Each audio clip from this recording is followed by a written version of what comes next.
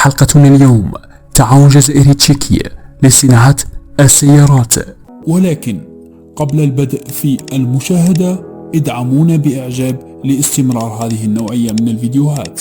استقبل وزير الصناعة السيد أحمد زغدار بمقر وزارة الصناعة ووزير التجارة والصناعة بجمهورية التشيك جوزيف سكيلا الذي يقوم بزيارة عمل إلى الجزائر، أين تطرق الطرفان إلى إرادة بلديهما لتعزيز التعاون المشترك في عدة مجالات، من بينها صناعة المركبات والصناعات الميكانيكية.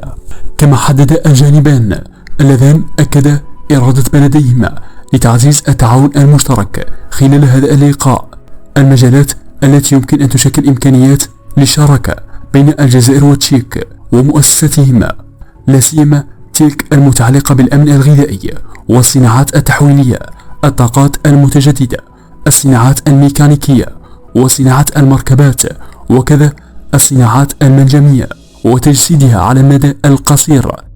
لا تنسى الصلاة على رسول الله في تعليق المصدر سيارات لايف.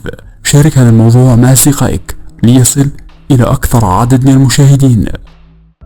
شكرا لكم لمتابعة هذا الفيديو للأخير، ولا تنسوا الإعجاب به والاشتراك بالقناة ليصلك كل جديد من أعمالنا.